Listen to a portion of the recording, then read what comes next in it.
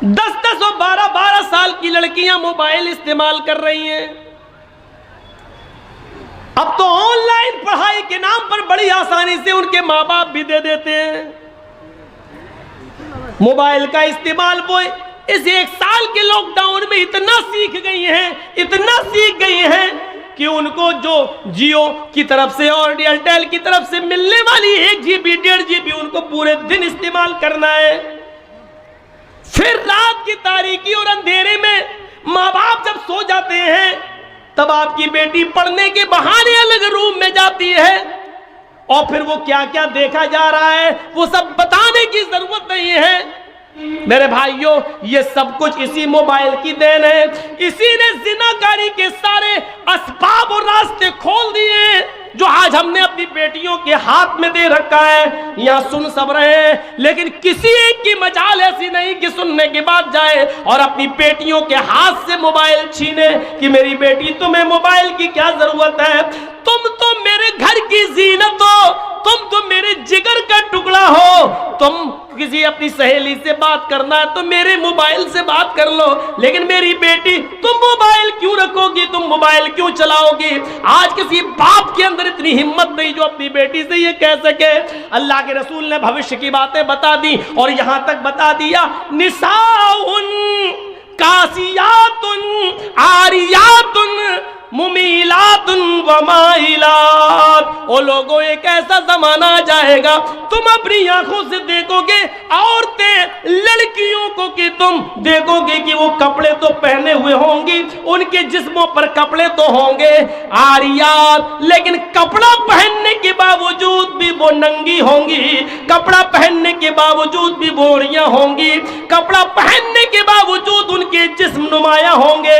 आज कपड़ों की फिटिंग देख लो, इतने टाइट कपड़े कि कपड़ा, सुन लो मेरी बहनों, सुन लो मेरी माओ, सुन लो और मेरी कौम की बेटियों फिर सुन लो, जो लड़की इतना टाइट शलवार कमीजी क्यों ना पहने, साड़ी क्यों ना पहने, इतने टाइट कपड़े पहन ले कि कपड़ा पहनने के बाद उस औरत या उस लड़की के जिस्म का फिगर दिखाई दे रहा हो, उसकी बाहें दिखाई दे रही हो, उसके शरीर का, उसके जिस्म का फिगर दिखाई दे रहा हो कि ये इतने सेंटीमीटर होगा, ये इतने इंच होगा, ये सारी चीजें अगर नुमाया हो रही हो तो वो जिस्म चाहे कितना ढका हुआ हो, ये नंगे में शुमार है, ये उड़िया में शुमार है, ये बरहनापन में शुमार है। अल्लाह के नबी ने ऐसी औरतों के लिए कहा है, आरियात कासियात, कपड़े तो पहने हुए होंगी, आरियात लेकिन नंगी कहलाई जाएंगी।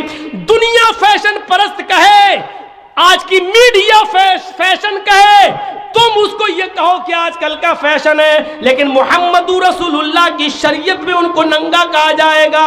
वो आरियात है, वो बरहना है, वो नंगी है। मुमीलातुन व माइलात, लड़कों से बातें करती हो, लड़कों की तरफ माइल होती हो और लड़के भी अब उनकी तरफ झुकते हो, यानी हंस हंस कर बातें करती हो, गुफ्तगू करती हो, इतना मेकअप करके निकलती हो कि उनको देखकर लड़के फरेफ्ता हो जाएं और ये भी उनके ऊपर माइल हो जाएं। जब तुम ये देख लो अपने जमाने में और ऐसा माहौल देख लो तो ऐसी औरतों को देखकर सोच लेना, ला यदखुलनल जन्ना वला यजिदना रिहा, ऐसी औरतें जन्नत के अंदर दाखिल न होंगी, जन्नत तो दूर, जन्नत की खुशबू भी नहीं मिलेगी, जन्नत की खुशबू से भी महरूम हो जाएंगी।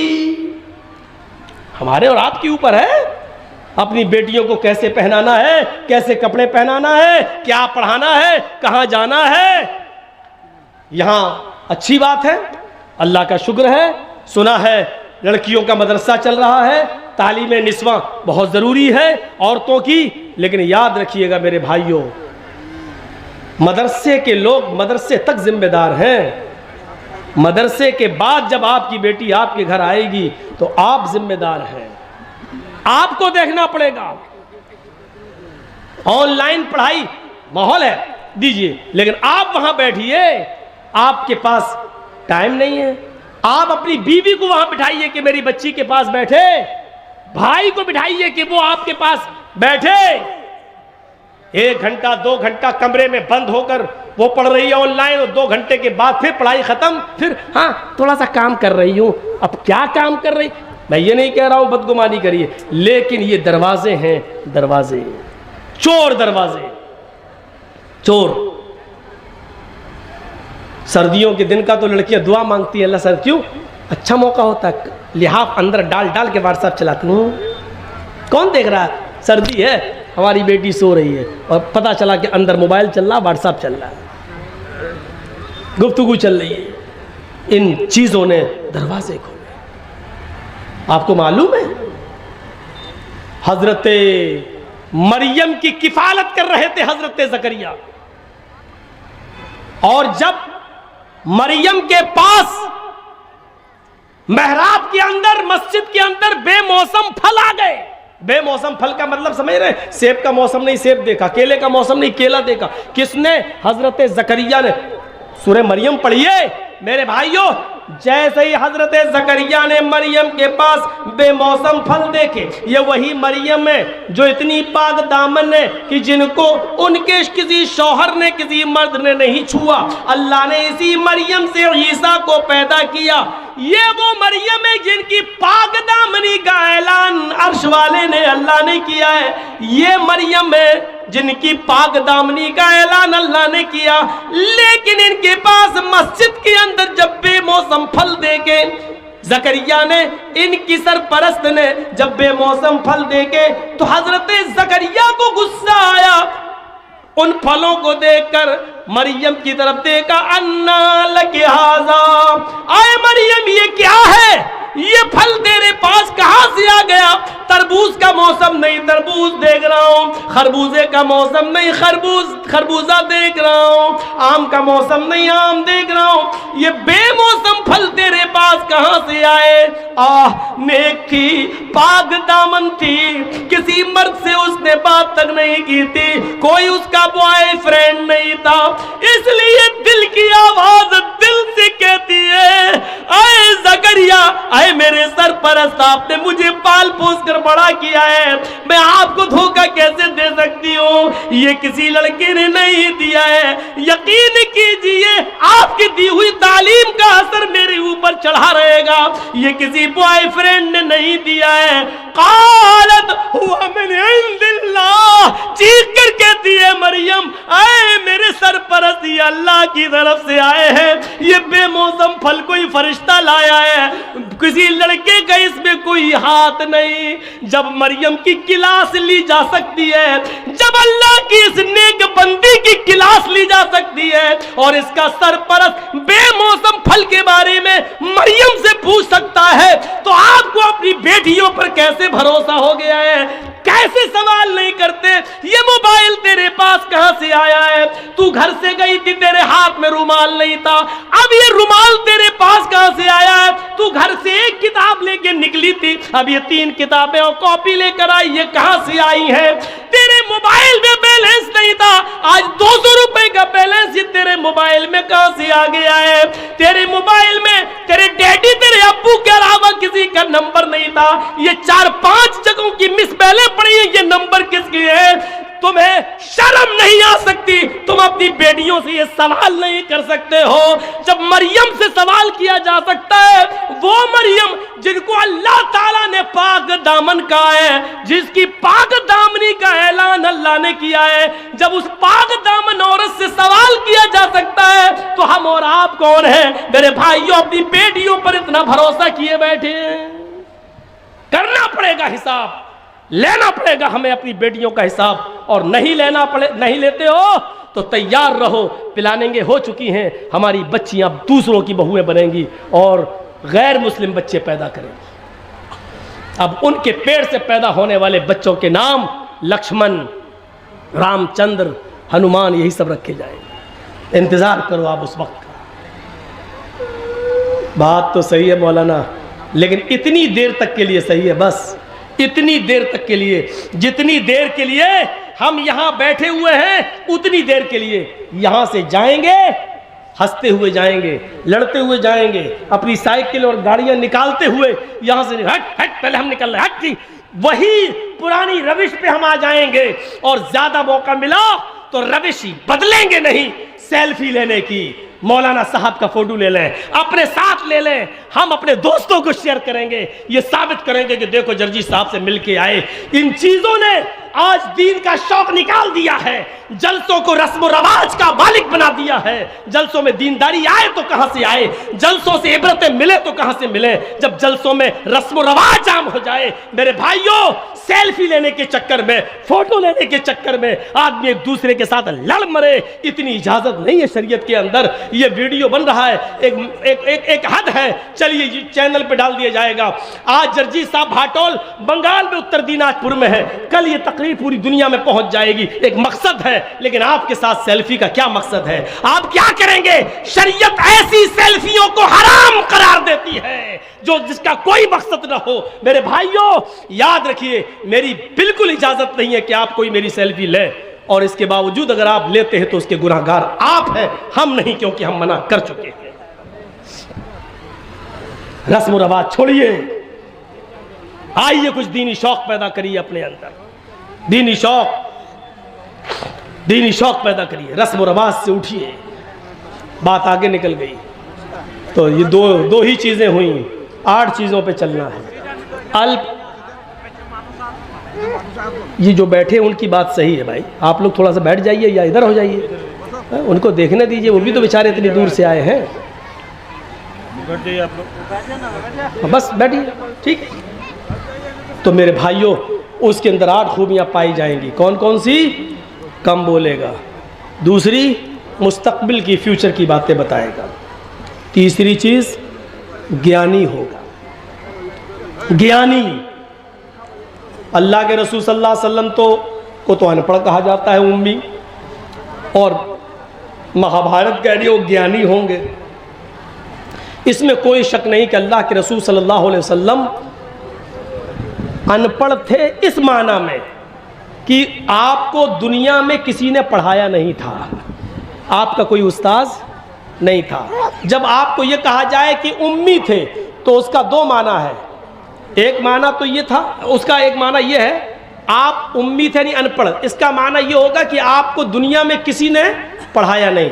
लेकिन अनपढ़ का मतलब ये नहीं है, नऊज़ बिल्लाह, अनपढ़ की 2 किस्में होती हैं। एक तो ये होता है कि वो अनपढ़ है बेचारा, जानता, पढ़ा नहीं है, उसको उसके माँ बाप ने पढ़ाया नहीं, लेकिन वो जाहिल नहीं है, वो बड़ी अक्लमंदी की बातें करता है, शऊर की बातें करता है, अच्छा बिजनेस भी चला रहा है और कायदे से बैठता भी है, कायदे से बात भी करता है। तो लोग क्या कहते हैं, पढ़ा लिखा ज़रूर नहीं है लेकिन कायदे का है, तमीज़ का है। और एक अनपढ़ वो होता है जिसको उसके माँ बाप ने पढ़ाया नहीं और साथ में उसको माहौल भी गलत मिला, खड़े होकर पेशाब करता हुआ जा रहा नाली में। एक 2 बच्चे, हम बताएंगे नहीं कहाँ के, ऊपर छत पे खड़े होकर देखता कोई आदमी गुजर रहा, वहीं से उन्होंने चड्डी उतारी, पेशाब कर दिया, उसके सर पे गिर रहा। हम लोगों के साथ ऐसा हो चुका है। तो एक ये होता है कि पढ़ाया नहीं माँ बाप ने, दूसरा अनपढ़ भी बनाया। अल्लाह के रसूल सल्लल्लाहु अलैहि वसल्लम इस माना में अनपढ़ थे कि दुनिया में किसी ने आपको पढ़ाया नहीं, लेकिन अल्लाह के रसूल सल्लल्लाहु अलैहि वसल्लम बहुत बड़े आलिम थे, आपसे बड़ा आलिम कोई था ही नहीं। जब यह कहा जाए कि आलिम थे तो फिर पढ़ाने वाला कौन, तो उसका माना यह होगा कि अल्लाह के रसूल सल्लल्लाहु अलैहि वसल्लम को अल्लाह ने पढ़ाया, और जिसको अल्लाह ने पढ़ाया हो उससे बड़ा कोई आलिम हो सकता है? नहीं। अनपढ़ थे, दुनिया में किसी ने नहीं पढ़ाया, लेकिन आपसे बड़ा कोई आलिम नहीं था।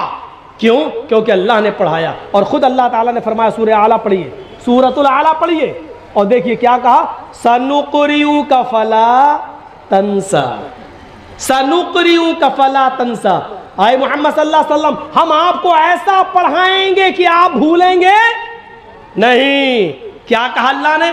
हम आपको ऐसा पढ़ाएंगे कि आप भूलेंगे नहीं। तो अल्लाह ने क्या कहा? हम पढ़ाएंगे। तो किसने पढ़ाया नबी को? अल्लाह ने। और इंसान को जब पढ़ाता है तो उसका पढ़ाया हुआ सबक इंसान को याद भी रहता है और भूल भी जाता है। मसलन हमें हमारे उस्ताद ने 20 साल पहले क्या पढ़ाया, आज आधा याद है, आधा याद नहीं है। हम आपको क्या पढ़ा रहे हैं अभी, और 1 घंटा 1.5 घंटा 2 घंटा बोलने के बाद आपसे पूछें हमने क्या पढ़ाया आपको, तो आपको बहुत सी बातें याद होंगी और बहुत सी भूल जाएंगे। बहुत सी आप बातें भूल चुके हों, क्योंकि इंसान को जब पढ़ाता है तो पढ़ाने वाला भी भूल जाता है और जिसको पढ़ाया गया है वो भी बहुत सी बातें भूल जाता है। लेकिन जब अल्लाह किसी बंदे को पढ़ाता है तो अल्लाह तो भूल ही नहीं सकता, और अल्लाह का पढ़ाया हुआ बंदा भी उस सबक को कभी भुला नहीं सकता। सनुकरियों का फला तंसा, आए नबी हम आपको ऐसा पढ़ाएंगे कि आप भूलेंगे नहीं। अल्लाह के नबी को जब अनपढ़ कहा जाए तो इसका मतलब ये हुआ कि किसी इंसान ने नबी को नहीं पढ़ाया, लेकिन जब ये कहा जाए कि अल्लाह के नबी से बड़ा कोई आलिम नहीं, तो इसका मतलब ये है कि अल्लाह के नबी को अल्लाह ताला ने पढ़ाया, और जिसको अल्लाह पढ़ाए उससे बड़ा ज्ञानी कोई हो सकता है? नहीं। तो अल्लाह के रसूल को क्या कहा गया? तीसरी सिफत कि वो बहुत बड़े ज्ञानी होंगे। क्यों ज्ञानी होंगे? क्योंकि जिसको उसका रब पढ़ाए उससे बड़ा ज्ञान किसके पास हो सकता है? किसके पास? और आज देख लीजिए मेडिकल साइंस भी आज मोहताज है मोहम्मद रसूलुल्लाह की तालीम की। ये 1400 साल पहले बताया था ना मिसवाक करो, आज मेडिकल साइंस बतला रही है कोलगेट करने के नुकसान क्या है और नीम की या पीपल की मिसवाक करने के फ़ायदे क्या हैं, आज मेडिकल साइंस बतला रही है। ये टिश्यू पेपर होते हैं ना, जो आप उसमें चले जाइए फ्लाइट के अंदर, प्लेन के अंदर, तो ये बहुत से रखे हुए मिलेंगे, और उनके टॉयलेट में चले जाइए तो यही सब मिलेंगे आपको। उठाइए और लैट्रिन करने के बाद पोंछ के वहीं फेंक दीजिए। ज़माना कल तक हंस रहा था। अल्लाह के रसूल सल्लल्लाहु अलैहि वसल्लम ने कहा था कि जब तुम इस्तंजा करने जाओ तो मिट्टी के 3 ढेले इस्तेमाल कर लो, 3 से कम ढेले इस्तेमाल नहीं होना चाहिए। मिट्टी के ढेलों पर हंसते थे लोग। क्या मोहम्मद साहब ने मिट्टी के ढेले अरे पानी नहीं था, मिट्टी के ढेले बता रहे हैं। आज उसी मेडिकल साइंस ने यह बता दिया कि मिट्टी के ढेले जरासीम को, कीड़ों को, गंदे कीड़ों को और खतरनाक कीड़ों को मारने में ज्यादा सलाहियत रखते हैं और गंदगी को जज्ब करने की ज्यादा सलाहियत रखते हैं। आप देख लीजिए बहुत से बर्तनों को जब आप साफ करें, सर्फ से साफ करने के बाद, रिन साबुन से साफ करने के बाद भी चिकनाहट बाकी रह जाती है, तो फिर उसको मिट्टी लाकर साफ किया जाता है और मिट्टी से उस चिकनाहट को दूर किया जाता है, क्योंकि मिट्टी के अंदर जरासीम को मारने की ज्यादा सलाहियत मौजूद है। आज की मेडिकल साइंस ने इसको बता दिया। मोहम्मद रसूलुल्लाह सल्लल्लाहु अलैहि वसल्लम से बढ़कर कोई ज्ञानी होगा? मेडिकल साइंस बता रही है। नाक में पानी डालो वुजू बनाते वक्त, चढ़ाओ। जब रोजे से हो तो ज़्यादा मत खींचो, हलक में चला जाएगा, और जब रोजे से ना हो तो खींचो। आज मेडिकल साइंस बताती, बाबा रामदेव पूछो क्या, हाँ जुकाम जिसको हो गया हो, यहाँ से पानी डालो, यहाँ से निकालो, यहाँ से डालो, यहाँ से निकालो। आज बता रहे 1400 साल पहले मोहम्मद रसूलुल्लाह सल्लल्लाहु अलैहि वसल्लम ने बता दिया। और बाबा रामदेव तो वो बताता है कि जिसकी नाक में निकलती और निकल जाए, ओम विलोम करो, ऐसे करो, पहले ही पकड़ो, खींचो अंदर, अब ये पकड़ लो और फिर बाहर निकालो, जिसकी ना निकलती हो बाहर आ जाए। अल्लाह के रसूल ने मुस्तकिल इलाज बताया, ज्ञानी थे। तीसरी चीज हो गई वो ज्ञानी होंगे, और चौथी चीज शुरुतु ज्ञानी होंगे। अल्लाह के नबी ये बातें अपनी तरफ से नहीं कहेंगे, शुरुतु ज्ञानी, शुरुतु मानी सुनना, ज्ञान मानी इल्म, सुनकर इल्म, यानी अल्लाह ताला जिब्राइल को बताएगा और जिब्राइल से सुनकर मोहम्मद रसूलुल्लाह सल्लल्लाहु अलैहि वसल्लम को मालूम होगा। वही मा यंतिकु अनिल हवा इन हुवा इल्ला वह्युन यूहा, अपनी तरफ से कुछ नहीं बोलते, जो कुछ भी बोलते हैं अल्लाह की तरफ से वही आ जाने के बाद बोलते हैं। सुनकर ज्ञान होगा, अपनी तरफ से कुछ नहीं बोलेंगे। 4 चीजें हो गई, अब इन चारों को एक तरफ रख दो। 5वीं चीज पर आइए, बड़ी जबरदस्त है। पराक्रमी, वो बहुत बड़े बहादुर होंगे। बहादुर नबी की बहादुर उम्मत आज कहाँ है? आपने भी आंदोलन किया था ना सीए और एनआरसी पर, लेकिन देख लो क्या हुआ। एक इनको देख लो जो किसान लोग कर रहे हैं, दोनों आंदोलन। हाँ, फर्क इतना है कि जितना हंगामा अभी हुआ है, इतना हंगामा अगर आप लोगों ने किया होता तो गोलियां चल गई होती, और हुआ फिरोजाबाद में कितनी गोलियां चली, शाहीन बाग में कितनी गोलियां चली, दिल्ली के अंदर क्या क्या हुआ, पूरा फसाद, वो सब प्लानिंग, मंसूबे सब। लेकिन आज बड़ा फूक फूक के कदम रखा जा रहा है, ऐसा ना हो ये हालात। इम्तियाज तो बढ़ता गया था आपके साथ, हमारे साथ इम्तियाज बढ़ता जाता है, क्योंकि हम लोग मीम मुसलमान से जुड़े हुए हैं, इसलिए हमारे साथ ये सुलूक तो होना ही है और होता है। लेकिन देखिए मेरे भाइयों और गौर करो, बहादुर नबी कौन होंगे? बहादुर अल्लाह के नबी सल्लल्लाहु अलैहि वसल्लम इतने बहादुर कि जब अकेले थे और लोग अबू तालिब के पास आए, कहने लगे अबू तालिब पानी हद से आगे चढ़ गया है, आपका भतीजा हमारे माबूदों को बहुत बुरा भला कहता है, अब आप अपने भतीजे को मेरे हवाले कीजिए, हम उसको मारेंगे, हम उसको कत्ल करेंगे। आपकी बात समझ में नहीं आ रही उसकी, हम लोग समझा रहे हैं फिर भी नहीं मान रहा है। मोहम्मद कहो सल्लल्लाहु अलैहि वसल्लम, आपकी भी बात नहीं मान रहा, हमारी भी बात नहीं मान रहा है, अब जहां मिलेगा हम उसको मारेंगे, नहीं तो एक मौका और दे रहा हूं, उसको समझा लो। अबू तालिब ने अपने भतीजे मोहम्मद इब्ने अब्दुल्ला को बुलाया और कहा कि बेटे तुम्हारे बाप नहीं है, मैंने तुम्हें बेटे की तरह पाला है, अपने चचा पर इतना बोझ न डालो कि वो उठा न सके। आए मेरे भतीजे, तेरी पेशानी से, तेरे सर से अगर खून का एक कतरा गिरेगा तो तेरा चचा अबू तालिब इस दुनिया से रुखसत हो जाएगा। आए मेरे भतीजे, आज ये काफिर लोग फिर आए थे और मुझसे कह रहे थे कि आखिरी मर्तबा समझा लो, और अगर नहीं मानता तो आप हट जाओ, जहां मिलेगा हम उसको मारेंगे। अरे मेरे भतीजे मान जाओ, मेरे ऊपर इतना बोझ न डालो कि मैं उसको बर्दाश्त न कर सकूं, छोड़ दो इनको इनके हाल पर। आपके साथ उस वक्त कोई नहीं था अबू बकर के अलावा और आपकी बीवी खदीजा के अलावा। जरा तसव्वुर कीजिए कि उस वक्त अबू तालिब ने क्या जो ये जुमला जब कहा तो अल्लाह के नबी की जबान से जो जुमला निकला उसको सुनो, जो आपकी बहादुरी पर दलालत करता है।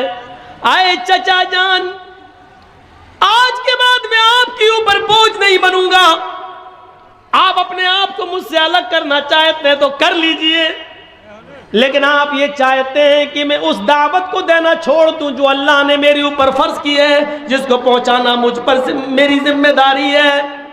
रही इनकी बात, ये कहते हैं कि जहां मिलेगा तो मारेंगे, तो सुनिए मेरे चचा जान, उस जात की कसम जिसके कब्जे में मेरी जान है, ये काफिरीन मक्का 9 करोड़ 30 लाख मील की बुलंदी पर जाएं और सूरज को तोड़ कर लाएं और मेरे दाहिने हाथ पर लाकर रख दें और 2,40,000 मील की ऊंचाई पर जाएं और चांद को तोड़ कर लाएं और मेरे बाएं हाथ पर लाकर रख दें। कसम है उस जात की जिसके कब्जे में मेरी जान है, ये काफिरों के लिए सूरज का उखाड़ लाना और चांद का तोड़ लाना आसान है, ये ऐसा कर सकते हैं, लेकिन मेरे लिए ये आसान नहीं है कि मैं दीन की दावत छोड़ दूं। मैं इसके बावजूद दावत देता रहूंगा, आगे आपकी मर्जी, आप मेरी मदद करें या न करें, अल्लाह हमारा हामी और नासिर है। ये कहकर अल्लाह के नबी सल्लल्लाहु अलैहि वसल्लम रो दिए और आपकी आंखों में आंसू आ गए। जब अबू तालिब ने ये जुमले सुने, अपने भतीजे की हिम्मत सुनी और ये जुमले सुने और अपने भतीजे मोहम्मद रसूलुल्लाह की आंखों में आंसू देके तो फौरन सीने से लगाया और फरमाया कि मेरे बेटे, वो बेटा ही कहते थे, अरे मेरे बेटे जाओ, तुम अल्लाह के दीन की तरफ बुलाते हो, तौहीद की दावत देते हो, देते रहो, जब तक तुम्हारा चचा अबू तालिब जिंदा है देखता हूं किसकी माँ ने किसको कितना दूध पिलाया है, जो तेरी तरफ नजर उठाकर भी देख सके। मैं हत्तल वुसअत इस्तिताअत के मुताबिक तेरी मदद करता रहूंगा। आए मेरे भतीजे जा, मैं तेरी आंख में आंसू नहीं देख सकता, आए मेरे बेटे तुम जाओ और दावत तौहीद दो।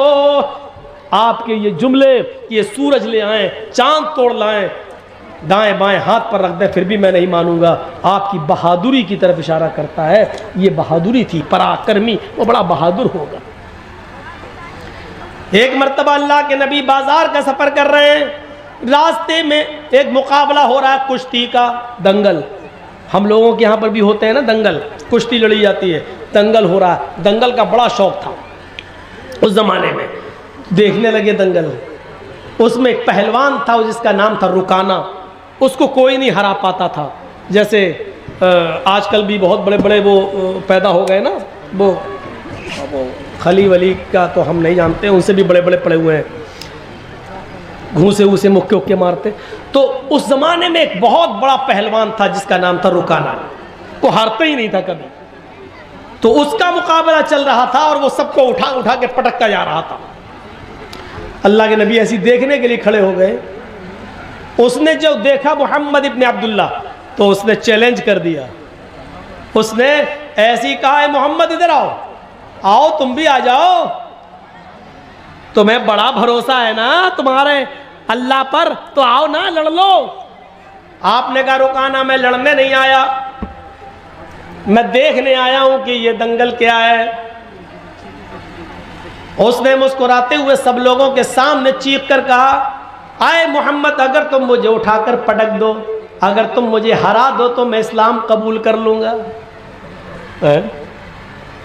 जब कहा कि आ जाओ लड़ लो तो आपने कहा नहीं मैं लड़ने नहीं आया। जब ये कहा कि अगर तुम मुझे शिकस्त दे दोगे, मुझे हरा दोगे तो मैं इस्लाम कबूल कर लूंगा, तो आप चले गए। इस्लाम का मामला आया तो आप चले गए। चलो तेरे जैसे पहलवान की जरूरत भी है दीन को, आप आगे बढ़ गए। ये कितनी बड़ी बहादुरी थी। और कोई मौलाना जर्जीस के सामने खड़े होकर कह दे कि तुम खली के मुकाबले में आ जाओ तो मैं तो जाऊंगा ही नहीं। कोई है, कोई मुकाबला है? अल्लाह के रसूल चले गए, हाथ मिलाया, शुरू हो गया मामला। देखो रुकाना अपनी बात से पलटना नहीं। अरे जबान होती है मर्द की, दे दी। वो सोच रहा था कि ये तो तुबला पतला आदमी, एक झटके में गिरा दूंगा। उसको क्या मालूम कि जहां ये जाता है रब की रहमत भी इसके साथ जाती है, रब की मदद भी इसके साथ जाती है। आपने हाथ मिलाया और कुश्ती शुरू। आपने दुआ पढ़ी, बिस्मिल्लाहि तवक्कलतु अलल्लाह रब्बी व रब्बुकल्लाह। ज़ादुल माद में पढ़ी, अल्लामा इब्न क़य्यिम ने यही नकल किया। ये दुआ है। शुरू करता हूं अल्लाह के नाम से और उसी पर मुझे भरोसा है। रब्बी व रब्बुकल्लाह, जो मेरा और तेरा दोनों का रब है। ये कहकर आपने कुश्ती शुरू कर दी और आनन फानन में यकबैग आपने उसको ऐसा पछाड़ा कि वो चारों खाने चित पड़ा है। दंग रह गए लोग। हैं पतला दुबला इंसान, इतने बड़े पहलवान को। रुकाना उड़ता और कहता है मेरे साथ चीटिंग हो गई है। मोहम्मद ने ऐसे मौके पर मुझे दांव मारा जब मेरा पैर फिसल गया था। मैं मोहम्मद के दांव से नहीं गिरा, अपने पैर फिसलने से मैं गिर गया। जो रेफरी होता है, जज जो होता है, जो फैसला करता है कि कौन हार गया कौन जीत गया, उसने कहा नहीं भाई मैंने तो पैर फिसलते हुए नहीं देखा। मोहम्मद इब्ने अब्दुल्ला फरमाते अल्लाह के नबी, नहीं साहब, अगर इसका पैर फिसल गया था